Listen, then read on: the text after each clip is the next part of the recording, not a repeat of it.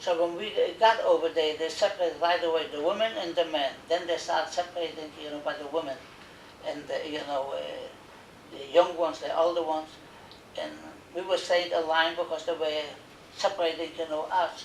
And I heard, calling me, fish, fish. And I couldn't see, who was calling me. Then I turned around, on the barrack, I saw my sister, but I didn't recognize her because she had shaved already her head, and she was, in the nude. And I asked her, where is her mother? She said she doesn't even know. They separated, her from my mother. What kind of work did you do when you were in Auschwitz? Nothing. Nothing? Nothing. But did your brother have to do work since Nothing. he wasn't a youth? Nothing. No. In Sigma Schenau, they need, 400, people. They said, the 400 people, so you had to register that you wanted to go. Because usually before, if you used to register, to go, they used to say to work. They took you, to a gas chamber and then they finished them off. So, anyway, my brother, he registered.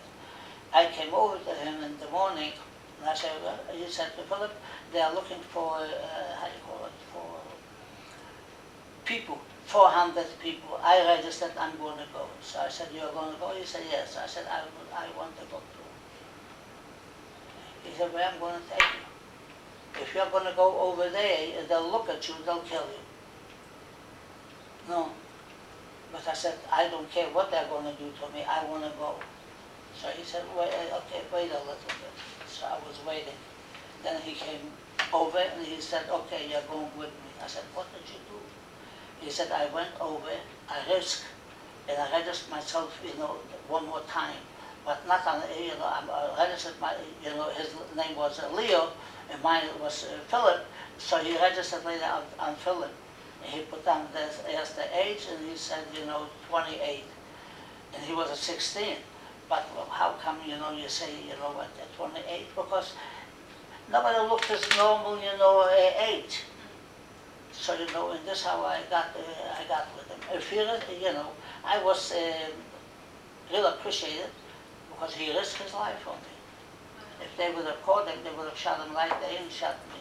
Because people, there was so much bombing that people were hiding. It was almost, a day or two before the war already. So, civilians, didn't do anything, and the soldiers were trying to run away themselves. Because they wanted, to survive. They were screaming at us, treating us like we were dirt, not human beings. But, they wouldn't hit and they wouldn't shoot.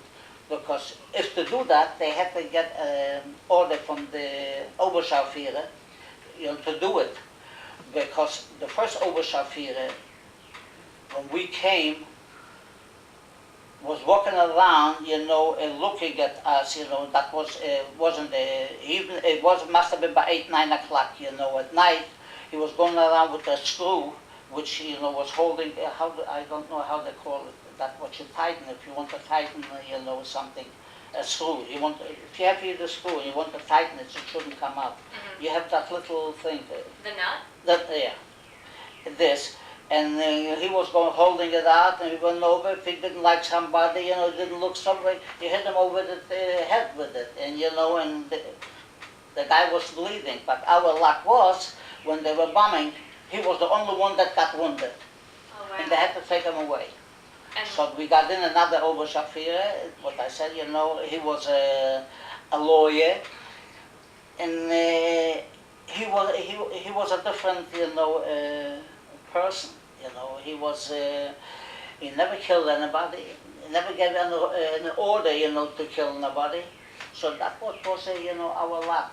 That bombing was our luck. What was it like the day that the factory, well, not the factory itself, but where you were living, got bombed?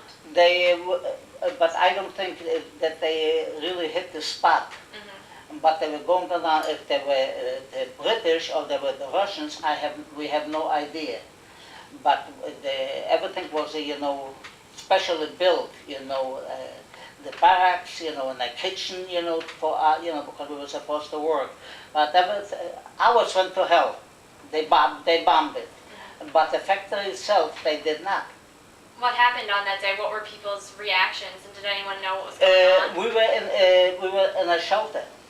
I tried to go into the shelter too, but the power from the bombs that threw me in. Oh, wow. This how bad, this how close, what they were bombing, this how close they came to us. When we came out, outside, nothing was there. The only one thing what you saw is laying, bricks and wood, all kinds of things, but nothing else. But the most important, what we started to look, if something is left, in the kitchen, because they were cooking, Right. but there was nothing left either, because everything was spilled, mixed up. We couldn't even take nothing out from it. And what were you doing in the factory that they wanted to bomb it? We didn't do nothing. We were just working parts. We were making, let's say, we had to make those screws or whatever to fit in. That, What kind of parts were you making? screws Screws? To Yeah. go into what? to put together, for bombs, not from us. They went to 3, 4 other places, also camps that were working. So each one done a different part. When I worked over there as a Stubendienst, which means, like a cleaning person, if they used to give me shirts, to wash, and then they let me, had to boil them that I shouldn't get any, any lice, things like that. And then they used to send me in, after cooking, in the German kitchen. They used to send me in, to clean up over there or to peel potatoes, for the next day. And by that sense, I had a little bit more food than anybody else. But the planes, that what they, they came down so low and they were firing. But we were staying, like, by gates, from private houses, gardens, over there, and they were going like that. Next to our legs, that's how close they came, to fire. We found out that the war is over on May the 7th, about 6, 7 o'clock, in the evening. Because they told us, the war is over, and you can go wherever, you want. And the way I heard, it was recognized that the liberation was May the 8th. But we got free May the 7th. And, I was here, with my brother. Everybody started running apart because we were not, sure of it yet how it's going to be. So I was with, with my brother. Was it the Germans that told you could leave? Sorry to interrupt. Yeah, the ones that were, especially, the ones that they were elderly, and they were glad that it's over. They are able to go home. So there was no type of battle or anything? No. But we had to hide because, from other soldiers, just to revenge and things like that, not the. So, we were looking for a place, we were with one more friend. There were 3 of us, myself, my brother, and a friend of mine, ours, not mine. So, when they told us, that the war is over, things like that, we didn't know even, what to do. We went berserk, because we were not even sure if those, the Volksdeutsch, if they're not going to kill us. Just for satisfaction, we shouldn't tell, that they were so-and-so. But we were looking for space and we couldn't find. Then we saw a place, it was a bank, a German bank. So we said we have no place, but, we are going to go in over there, sleep over the night, at least not in the street. Because in May it's still, it's not such a pleasant thing to sleep outside. The friend of ours said he doesn't want to stay here, doesn't, he's going. So he left us. We went in, to that bank, and we looked, where to lay down, but it was cold there, May 7th, it was cold over there. So, we were looking with what we could make a little bit of fire, to warm up, and we couldn't find nothing. So we went over, to the how they call it, where they hide the money and things like that. Safe? The Safe, yeah. We went over, we opened up, the safe. It wasn't even locked. And there was laying so many packages of the German mark. So my brother said, they lost the war anyway, so the mark is not worth anything. So, we were burning, to warm up. I don't know how many millions we burned, but we burned. But afterwards we were sorry, a couple of years later, because the German mark was a German mark, and you could have bought anything in the world for it. We burned millions. You could have been multi-millionaires.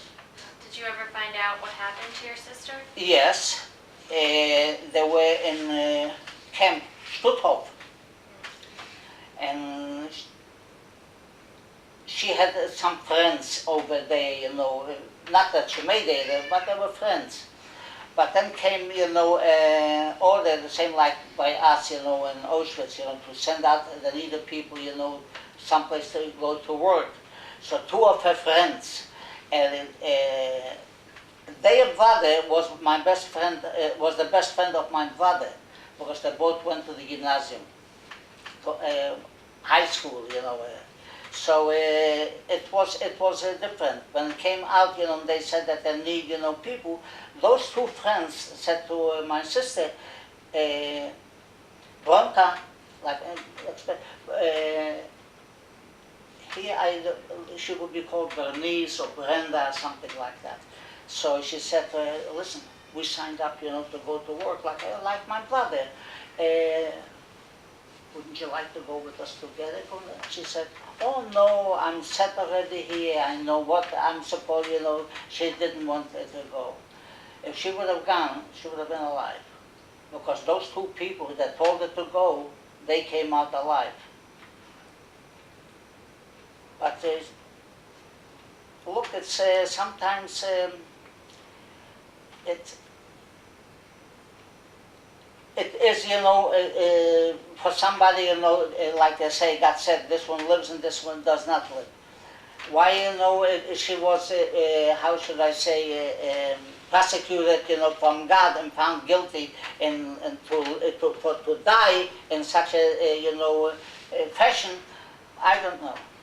Do you know how exactly she died when she was there? Yeah, there were fire machines. They killed 6,000 women, and all from the same town, from Lodz.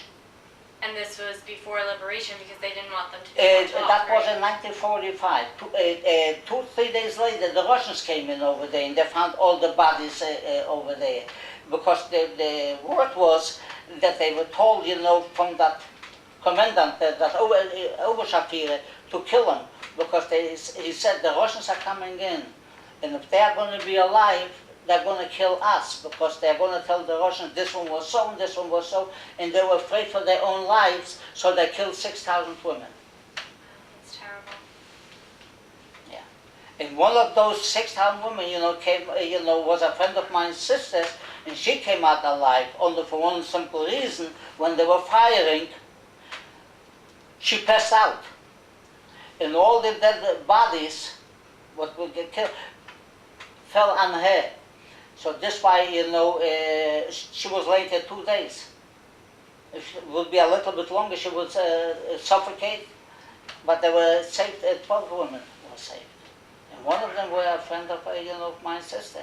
And it makes you, if she would listen to the other friends, but nobody could predict those things, that the other friends, they're not going to kill them, that it's a lie, they don't even go to work, but they're going just to shoot them to get rid of, of Jews. You didn't know. But look, that's life, that's the world, There's a lot of things you can do, nothing. You can do nothing. But I hope, I don't know. We don't see any improvement even now. It's in a different way. You hear that they kill here, they kill there, It's never any peace, in this world.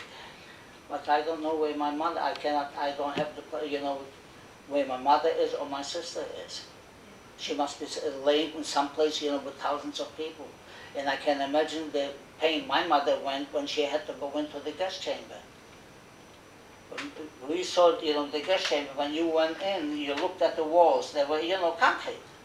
There were such deep scratches that people were choking, from the gas and things like that, and they tried to get out and they couldn't get out. Such a deep scratches you have on the walls that people tried to get out.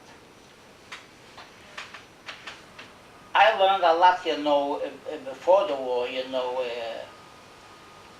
history, things like that. Not so much on, on belief, on religion, like it's history, Jewish, history. And I saw certain things that they say that, God said, to Abraham, God said, to Jacob and things like that. And I never could find in all those, I don't know how many years, millions of, I don't know, never could find what what God said to Jacob or to Abraham. I cannot find them. They say God said so and so, but where did it happen? How did it? It's. They said that God will protect us. We were 16 million and they erased 6. That was protection. Or was that punishment? How come God doesn't punish other religions, but only, the Jewish religion? We are the only ones that always get punished? That we were 2,000 years, how should I say it, without country, spread all over, the world? That's what came to me. I don't say that it doesn't exist, but I cannot believe in it. We left because we wanted to go back, to Poland. After the war, you went back to Lutz. Yeah, we went back, but we didn't stay long. What did you do when you were there? My brother got into a partner with somebody, he didn't even know them, bakers. And I used to take bakery from them to supply stores. We lived on that street, the number was 65. And on 63, when I came home, from work, was staying a fella boy. He must have maybe about 13 years. When I passed him, he was staying by his house, so he expressed himself very badly about Jews with the language. And he said, not the crazy Jews, but well, I'll tell it the way he said to me. He said the Parshiva Żydzi, the Jews, came again here. And in my mind, when he told that, I was ready to kill him. And then if we wanted, we were going, in the German school. It was a high, school, like, how should I say, not